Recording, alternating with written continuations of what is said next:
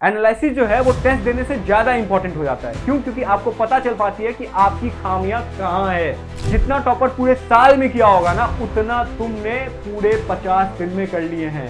अब जो है वो कॉन्फिडेंस आया है, अब जो है वो मैं बोर्ड की एग्जाम दे पाऊंगा, अब जो है वो मैं बोर्ड को फोड़ पाऊंगा। हर साल लाखों बच्चे बोर्ड के एग्जाम देते हैं, पर उनमें से कुछ ही बच्चे हैं जो टॉपर बन पाते हैं। तो ऐसी कौन सी स्ट्रैटेजी है जो एक स्टूडेंट को एवरेज वाले कैटेगरी से उठा करके टॉपर वाले कैटेगरी में रखती है? तो hello and welcome to all of you, मैं हूं आपका प्रशांत भैया और आज मैं बात करने वाला हूं उसी सीक्रेट स्ट्रैटेजी के बारे में जो आपको एक टॉपर बना सकता है। अब बात करते हैं हम अपने 1 से लेके 8वें दिन तक की, क्योंकि ये 8 दिन जो है वो बहुत क्रूशियल होने वाले हैं। क्योंकि इनमें जो आप चैप्टर्स पढ़ेंगे वो 3 चैप्टर्स में आपको 18 मार्क्स जो है आपका कवर हो जाएगा। पहले नेशनलिज्म इन यूरोप पढ़ेंगे जो कि थोड़ा सा ट्रिकी है और थोड़ा सा टफ है, इसीलिए हम इसको हम सबसे पहले रखें। इसमें जर्मनी और इटली का यूनिफिकेशन, फ्रेंच रिवॉल्यूशन जैसी चीजें हैं जो थोड़ी सी डिफिकल्ट चैप्टर है, जो आप पहले पढ़ लेंगे, ठीक है। उसके बाद सेक्टर्स ऑफ इंडियन इकोनॉमी जो कि इकोनॉमी का चैप्टर है, वो आपको 7 मार्क्स प्रोवाइड करेगा। उसके बाद पावर शेयरिंग जो कि बहुत ईजी चैप्टर होने वाला है और इस तीनों चैप्टर से आपके 18 मार्क्स आएंगे। उसके बाद क्या करेंगे? तो उसके बाद हम 2 दिन लगाएंगे रिवीजन करने में और टेस्ट देने में, ठीक है। 2 दिन में हम रिवीजन भी करेंगे पहले दिन, उस दूसरे दिन हम टेस्ट देंगे और टेस्ट देने के बाद हम उस टेस्ट का एनालिसिस भी करेंगे कि क्या पोर्शन मेरा वीक है और किस पोर्शन को हमें स्ट्रांग बनाना है। उसके बाद 11 से 13वें दिन जो आपके पास 3 दिन का टाइम होगा, उसमें हम 2 चैप्टर करेंगे। पहला नेशनलिज्म इन इंडिया जो कि हिस्ट्री का चैप्टर होने वाला है और दूसरा वाटर रिसोर्सेज जो ज्योग्राफी का एक बहुत इंपॉर्टेंट चैप्टर है। यहां पर मैंने नेशनलिज्म इन इंडिया इसीलिए रखा क्योंकि जब आप नेशनलिज्म इन यूरोप पढ़ लेंगे तो उसमें कुछ ऐसे टर्म्स है, एलोगडी जैसे टर्म हो गया, नेशनलिज्म टर्म हो गया, तो ये सारी चीजें आपको समझ में ऑलरेडी आई होंगी। उसके बाद जब आप नेशनलिज्म इन इंडिया पढ़ेंगे तो आपका ये चैप्टर बिल्कुल क्लैरिटी के साथ आपको समझ में आ जाएगा। उसके बाद वाटर रिसोर्सेज हो गया। उसके बाद जो आपको करना है वो ये मैप वर्क है जो मैंने ऑलरेडी आपके लिए YouTube पे बना रखा है, क्योंकि अगर आपने एक बार मैप वर्क कर लिया तो आपके जो 5 मार्क्स हैं वो कंफर्म हो जाएंगे। तो आप इन तीनों को करेंगे और आपके 15 मार्क्स समझो कि डन है, ठीक है। उसके बाद अगेन हम रिवीजन देंगे और रिवीजन करेंगे और टेस्ट देंगे। इसके बाद 16 से 18वें दिन जो 3 दिन का टाइम है, उसमें हम 2 चैप्टर करेंगे। बहुत इंपॉर्टेंट सा चैप्टर है मैन्युफैक्चरिंग इंडस्ट्री और दूसरा मनी एंड क्रेडिट। और इस दोनों चैप्टर को कर लेने के बाद मनी एंड क्रेडिट में कुछ इजी टर्म्स हैं आपके, जो आप बहुत इजी सा चैप्टर है, बहुत छोटा सा चैप्टर है। अगर आपने इस टर्म्स को क्लियर कर लिया तो आपके 12 मार्क्स बोर्ड्स में लिखे हुए हैं, ठीक है। उसके बाद हम फिर से रिवीजन करेंगे, टेस्ट देंगे 2 दिनों में। देखो ये जो प्लान मैंने बताया ना, ये बहुत फ्लेक्सिबल प्लान है। ऐसा नहीं है कि मैंने आपको एक दिन में यहाँ पे 5-5 चैप्टर कंप्लीट करने को बोला है। इवन मैंने यहाँ पे रिवीजन और टेस्ट के लिए 2 दिन रखे हैं, सोच रहे हो। उसके बाद हम आगे बढ़ते हैं अपने सेकंड सेगमेंट की ओर, जिसमें हम 21 से लेके 23वें दिन तक हम 2 चैप्टर करेंगे। पहला chapter mineral and energy resources होने वाला है। अगेन ये बहुत ट्रिकी चैप्टर है। क्यों? क्योंकि इसमें अनेकों मिनरल्स के बारे में पूछा जा रहा है, अनेकों फीचर्स के बारे में पूछा जा रहा है। और उसके बाद पॉलिटिकल पार्टी, जिसमें आपको बस नेशनल पार्टी का क्या फीचर्स होते हैं, स्टेट पार्टी के क्या फीचर्स होते हैं, ऐसे क्वेश्चंस आपसे पूछे जाएंगे। और अगर आपने इन आसान क्वेश्चंस के आंसर दे दिए तो आपको इन 2 चैप्टर्स करके 10 मार्क्स जो है वो यूं ही आपका कंप्लीट हो गया। उसके बाद हम रिवीजन देंगे और टेस्ट इन दोनों चैप्टर से टेस्ट देंगे। उसके बाद जो 26 से लेके 28वें दिन तक हम क्या करेंगे? हम फिर 2 चैप्टर उठाए हैं यहाँ पे। पहला globalisation and the Indian economy और दूसरा the making of global world. एक चैप्टर जो है वो आपका इकोनॉमी का है, दूसरा चैप्टर जो है वो आपका हिस्ट्री का है। पहले आप जब मेकिंग ऑफ ग्लोबल वर्ल्ड पढ़ेंगे तो आपको चीजें पता लग जाएंगी, आपका जो फाउंडेशन है ग्लोबलाइजेशन को लेके वो आपका क्लियर हो जाएगा। उसके बाद जब आप इकोनॉमी के चैप्टर को करेंगे तो आपका इजीली समझ में आ जाएगा, क्योंकि ये थोड़ा सा अगेन कंफ्यूजिंग चैप्टर है। इकोनॉमी के कुछ टर्म्स जो होते हैं वो जो है वो डिफिकल्ट होते हैं, बट अगर आपने ये चैप्टर और ये चैप्टर साथ में किया तो आपके इजी हो जाएंगे। और ये दोनों चैप्टर करने के बाद आपको मिल जाएगा 8 मार्क्स। फिर हम अगेन रिवीजन और टेस्ट देंगे इन 2 चैप्टर से।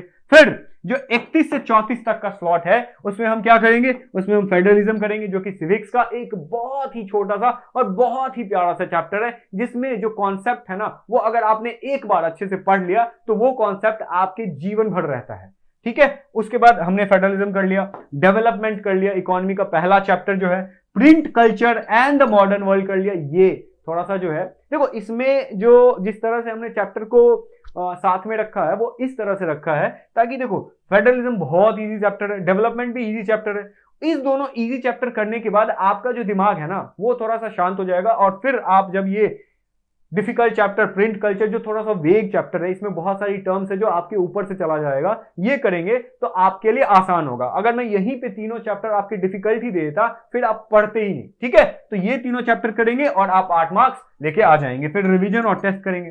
देखो यहां पे मैंने क्या किया था, यहां पे आपका 1 से लेके 20वें दिन तक आपके कितने मार्क्स कवर हो रहे थे, ये यहां पे मल्टीप्लाई करो, टोटल आपके 45, मतलब 1 से लेके 20वें दिन तक आपको 80 मार्क्स में से 45 मार्क्स की प्रिपरेशन यही बैठे बैठे 20 दिन में हो गई।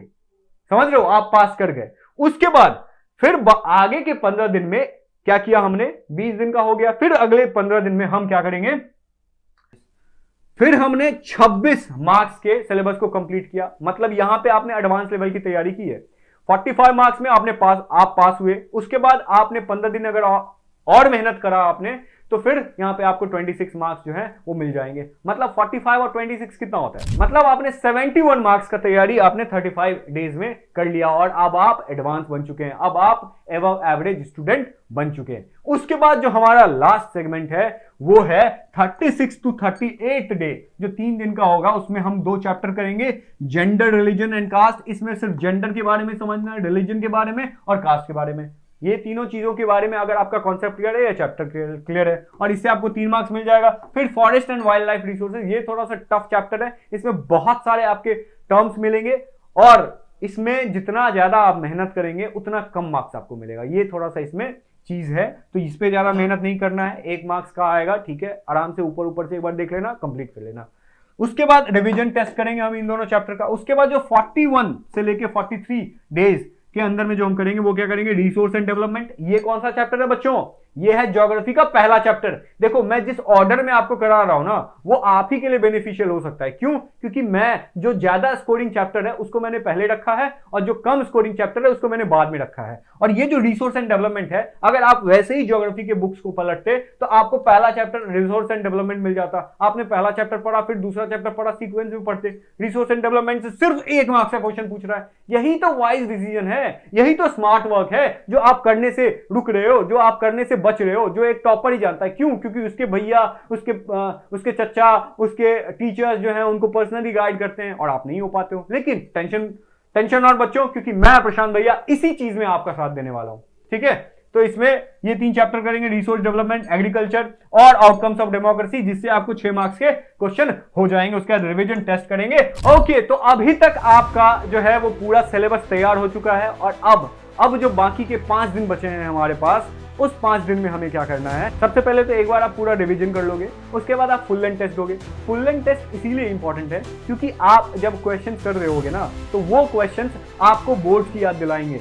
क्यों, वो जो कॉन्फिडेंस है ना, जब बोर्ड के एग्जाम में आप बैठोगे वो जो डर आपको लगेगा क्योंकि आप पहली बार बैठ रहे होगे। लेकिन अब इस सिचुएशन में हमें क्या करना है कि जब भी आप फुल लेंथ टेस्ट दे रहे होगे, आप बोर्ड के टाइमिंग के हिसाब से टेस्ट देना। जैसे बोर्ड जो है वो आपके 10 बजे होंगे, आप सुबह उठना, 10 बजे उठना, और आपका जो फुल लेंथ टेस्ट है वो आप देना, ताकि जब आपका दिमाग, अगर आपने अभी से ही मेहनत करके अभी से ही अपने दिमाग को आपने ट्रेन कर लिया कि हाँ भाई 10 बजे उठ के तुम्हारा दिमाग एक्टिव हो जाना चाहिए, तो बोर्ड के दिन भी आपका दिमाग ऑलरेडी एक्टिव होगा आपके 10 बजे, मतलब सुबह 10 बजे, ठीक है। तो इस तरह से हम फुल लेंथ टेस्ट देंगे, और फुल लेंथ टेस्ट देने के बाद जो सबसे क्रूशियल चीज होने वाली है वो ये है कि उसी टेस्ट का आपको एनालिसिस भी करना है, क्योंकि एनालिसिस जो है वो टेस्ट देने से ज्यादा इंपॉर्टेंट हो जाता है। क्यों, क्योंकि आपको पता चल पाती है कि आपकी खामियां कहां है।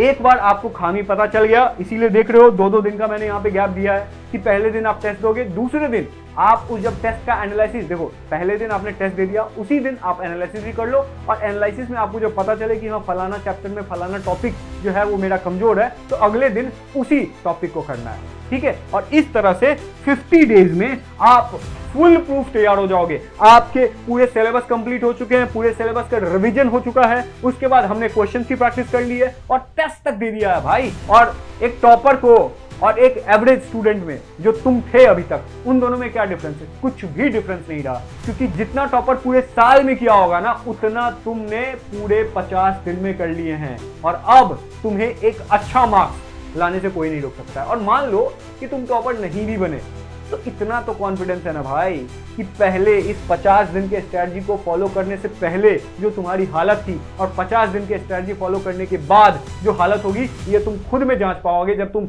मिरर के सामने जाओगे तब तुम्हें आइडिया होगा कि यार अब जो है वो कॉन्फिडेंस आया है, अब जो है वो मैं बोर्ड की एग्जाम दे पाऊंगा, अब जो है वो मैं बोर्ड को फोड़ पाऊंगा। और जब तुम्हारे दिमाग में ये चीजें आए कि अब मैं बोर्ड को फोड़ पाऊंगा, तब तुम्हें प्रशांत भैया की याद आएगी, क्योंकि प्रशांत भैया ही हैं जो तुम्हारे साथ खड़े थे और खड़े रहेंगे हमेशा। तो बच्चों, अगर तुमको इस टाइम टेबल, इस स्ट्रैटेजी का तुम्हें अगर पीडीएफ चाहिए तो तुम नीचे डिस्क्रिप्शन बॉक्स चेक कर सकते हो। और अगर तुम्हें ये वीडियो पसंद आया तो इस वीडियो को लाइक करो और अपने दोस्तों के साथ शेयर करो और ध्यान से चैनल को सब्सक्राइब करना मत भूलना।